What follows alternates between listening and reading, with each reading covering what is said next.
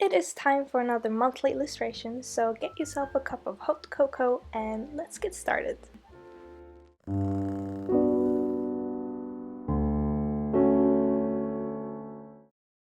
It is December, and for me at least, and for most of you guys, I guess it is the month of holidays, Christmas, family, and presents. And I thought I would bring out my Norwegian Christmas traditions and put it all into this illustration. Actually, I have been feeling the Christmas mood for a while now, since 1st of December, so I'm really excited to actually do an illustration with the cozy, warm feeling that I have for Christmas, and I'm super excited to fly home for Christmas next week actually, so I'm trying to get everything done before then so I can just enjoy my family and presents and just have a great time. So I had a lot of ideas for this illustration. I had one where the boy and the fox were looking through the window into a room that kind of resembles my family cabin, and it's all warm and Christmassy and all that, but it ended up being too boring. Like, it would be a room with no people, just maybe a cup of hot chocolate and nothing else. So I twisted it around a bit and wanted to do something more story-based, and I had an idea of doing a re-illustration of what's it called? An old movie that we usually watch during Christmas called The Journey to the Christmas Star, which is one of my favorite like Christmassy movies in Norwegian. But that also was too cold. Like, if it would be outside in the snow and it would look too similar to my November illustration, so I ended up doing something inside a barn and with some cold light and some snow outside. But for me, mostly December is about the warm feeling of family and friendship and just cold outside, warm inside, having a great time. So as you saw in the beginning of the video, I ended up doing this farm idea where the boy from the previous illustration, the November illustrations, because I thought we could bring them into all the monthly illustrations, maybe sometimes in the background, but for this one they are the main focus. And I really like doing illustrations of characters and when they first meet, so I wanted to bring them into this barn. It's cold outside, it's Christmas evening, and the boy is offering the little starving, weird flying fox some porridge. So the porridge, the reason he has a bowl of porridge is because in Norway we have this old tradition that in the barns there lives elves or gnomes. I'm not sure what you would call them. I guess gnomes, I think. And they take care of the animals, and they do that all through the year, and then during Christmas you give them a bowl of porridge as a thank you. And it was a part of the tradition. I don't think anyone does it anymore, maybe around the farmlands, but I'm not sure. This was also created, like, used in multiple like Christmas advent calendar stories that I really love, so I wanted to bring that story into this. This guy is not a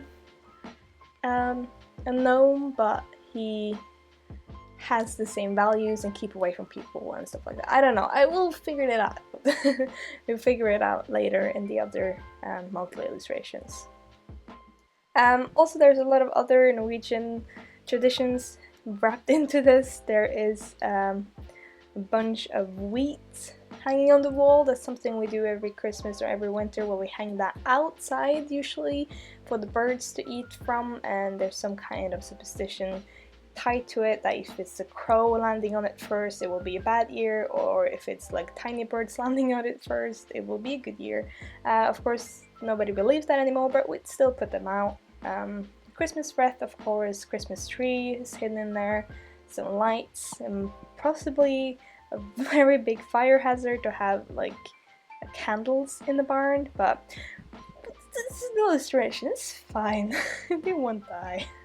And now with all the details kind of out of the way, we can finally talk about the process of the illustration.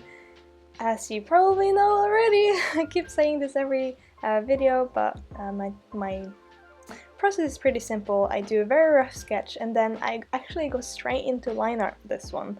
I tend to do that when I do not have that much time to finish it, and I just don't care too much and just want to relax. That's also partly why a lot of the perspective in this illustration is off, but I didn't really care because I just liked how it looked and it looked alright to me, so I just went with it. But I'm pretty sure if you try to make this exact thing in like a 3D program, it will probably come out a little bit different than what I did.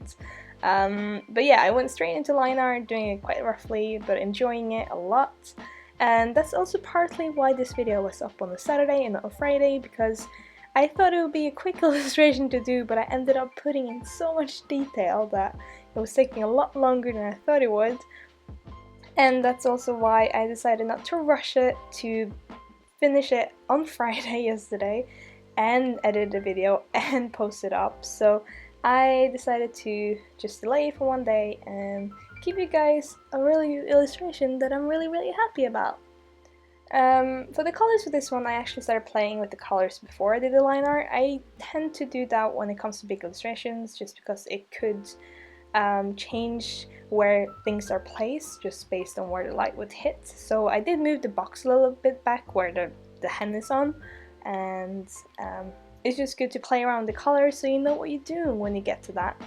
I also do the same tricks that I do with the other things. When I take a photo from a barn with the nice warm colors, put it in the picture and blur it. So I only get the colors, not like the picture. And I use that as a base, and then I go on top and I pick and choose colors that would fit in with the illustration. All the colors tend to be quite muted, just because it will blend more into the background. I don't want the pig and the cow and the horse to be standing out too much. That's why they're merging a little bit with the background, and that's what I want. But you can still see them when you want to see them. But the main focus for this illustration is of course the fox's head, the bowl of porridge, and the boy. So you can also see, if I do this multiple times during the speed paint, where I turn a black and white layer on and off to see where the values are at and where you look first when you look at the illustration, and whereas the most contrast is on the fox's face and the boy. So by doing that, that's where you first see, like, when you look at the illustration. It might not be perfect for this one, but it worked quite alright, and I also really like the feeling that I got into the whole thing. Like the mood, the warm lights everywhere. It is a Christmas illustration. I'm very happy that I kind of didn't make it obviously Christmas, but at the same time it is Christmas with the Christmas tree and all of that. So when I found all the colors, I start cleaning up, and I basically do this on a separate layer on top of everything except for the line art. The line art is on a separate layer on top of that again, and I will do more on that later. But I start cleaning up, which means zooming in and erasing parts where the color are going over to other parts where it shouldn't go. It's basically, yeah, I just put down the colors with the soft brush and then I go in and clean it up, and it usually works really well. Of course, people work differently, so it might be good to mask out like I did for the boy and the fox. I actually masked them out on separate layers just to have them separated, because they are more important than the rest of the illustration. A little tip for you guys when it comes to choosing colors for an illustration like this is to keep them quite muted. There is something called, that I can't remember what it's called, but when you see a certain color with another color, they will look slightly more blue or slightly more pink depending on where you're going, if you're going gray or more saturated. So when you are choosing colors, I would recommend having that brown background that I have right now, if whole illustration is brown, and then use a soft brush and choose your other color that you want and lightly brush it onto the brown color or the base color that you want it to be, the whole illustration, and then pick that color that is in between the main color of the illustration and the color that your character should be, because then you get a mid-tone that's kind of not exactly what the original color for the character is, but a color that looks like it is, but matches with the illustration, if that makes sense. It might not be making a lot of sense, because me and explanations doesn't work quite well together. And the last part of the illustration, the last thing that I do for the illustration is coming up now, where I put another layer on top of the line art layer. So everything before this was under the line art, but now I'm going over it. And I usually do this to clean up the places where it's most important, like the fox and like the boy. I like to do that to just sharpen it up a little bit and give it a little bit more detail. Sometimes I can go as far as painting a little bit more, actually making it more 3D. But I do enjoy line art, so I tend to not do too much and keep the lines pretty much solid. But I do like to go in and clean it a little bit. I will start doing this in a second. I just, for some reason, this video is really long. Anyway, I think that's something I started doing recently, and I quite like it because it makes the line art a little bit cleaner somehow, and a little bit more painterly, which is weird because I didn't paint much before, but I am starting to enjoy that a lot. Other things to talk about, I'm really happy where this illustration went and how it turned out. I think this is what I want my channel to be about. Illustration and just story-based stuff. I do still really enjoy doing random character design, and it also creates a break for me, so I don't mind keeping that up as well, but I am happy that my new schedule allows 2 big illustrations. Of course I have to work hard to manage that, but I will do my best for you guys and for me, because I do enjoy it a lot, and I don't think if I didn't have my YouTube channel, I don't think I would do as many illustrations per year as what I'm doing now, so it's really just pushing me to do things that I love and what I think you will love. So back to the illustration, I have added some smoke, smoke, that's what you call it when it comes from food, right? Just to make a little, like, fill in that empty space between the fox and the porridge, just to tie them a little bit more together, really. And I think that concludes the whole illustration for this month. I'm really happy I managed to do a second one of these, and I'll keep doing these as long as I can, and if you guys are enjoying it, please tell me, because I love to know that. Yeah, I hope you guys enjoyed it, and leave me a comment if you want to. I have been really bad replying to it, but I will get to it, I'm sorry.